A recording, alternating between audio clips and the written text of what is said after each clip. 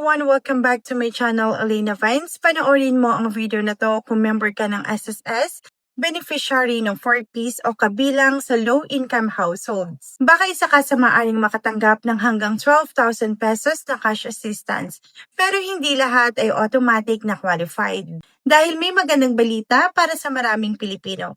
Inanunsyo ni Pangulong Ferdinand Jr. Marcos ang pagpapalawak ng United Package for Livelihoods Industry Food and Transport o Uplift Assistance Program. Ayon sa Pangulo, humigit kumulang 7.5 milyong kabahayan o nasa 37.5 milyong Pilipino ang inaasahang makikinabang sa programang ito. Pero ang pinakamahalagang tanong ay sino ang makakatanggap ng ayuda? Magkano ang matatanggap? Totoo bang may hanggang 12,000 pesos na cash assistance? At qualified ba ang lahat ng SSS members? Sa video na ito, iisa-isahin natin ang lahat ng detalyeng inanunsyo ng pamahalaan. Kaya panoorin mo ang video na ito hanggang dulo. Simulan natin sa pinakamahalagang tanong. Ano nga ba itong Uplift Assistance? Ito ay programa ng pamahalaan na ginawa para tulungan ang mga Pilipinong nahihirapan dahil sa patuloy na pagtaas ng presyo ng langis at mga pangunahing bilihin. Ayon kay Pangulong Ferdinand Marcos Jr., isa sa mga dahilan nito ay ang tensyon sa Middle East. Kapag tumataas ang presyo ng langis sa pandaigdigang merkado, tumataas din ang gastos sa transportasyon at paghahatid ng mga produkto. Dahil dito, tumataas din ang presyo ng pagkain at iba pang pangunahing pangangailangan. Kaya pinalawak ng pamahalaan ng Uplift Assistance para mas marami pang pamilyang Pilipino ang matulungan. Ilan ang inaasahang makikinabang? Ayon sa Pangulo, target ng programa ang 7.5 milyong kabahayan o humigit kumulang 37.5 milyong Pilipino sa buong bansa. Pero gusto kong linawin ito.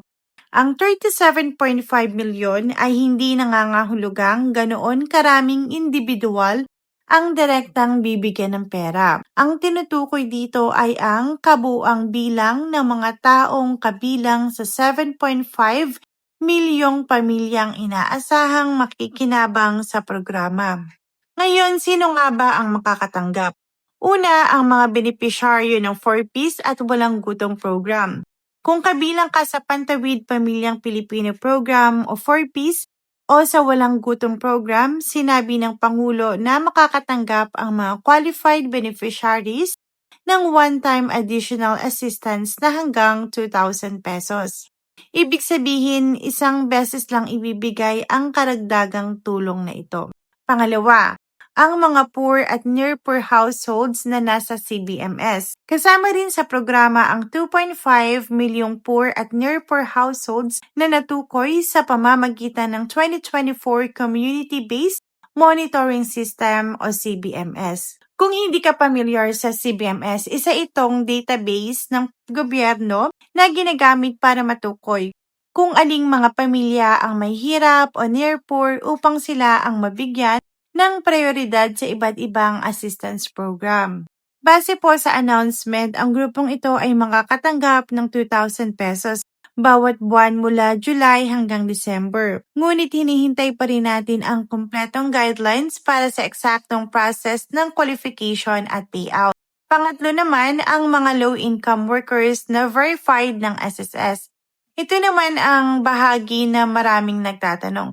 Ayon sa Pangulo, 1.5 milyong low-income workers at kanilang pamilya na na-verify ng Social Security System o SSS ang makakatanggap ng 2,000 pesos bawat buwan mula Hulyo hanggang December. Kung matatanggap ito sa loob ng 6 na buwan, maaring umabot nga hanggang 12,000 pesos. Pero gusto kong bigyang diin ito dahil marami ang nalilito. Hindi sinabi sa anunsyo na lahat ng member ng SSS ay automatic na makakatanggap. Ang binanggit lamang ay ang 1.5 milyong low-income workers at kanilang pamilya na verified ng SSS. So, paano naman po ipamimigay ang ayuda? Ayon po kay Pangulong Marcos, ang DSWD ang mangunguna sa pagpapatupad ng programa kasama ang iba pang ahensya ng gobyerno. Sinabi rin niya na target ng pamahalaan na gamitin ang digital na paraan sa pamamahagi ng ayuda para mas mabilis at mas maginhawa ang pangtanggap ng mga benepisyaryo.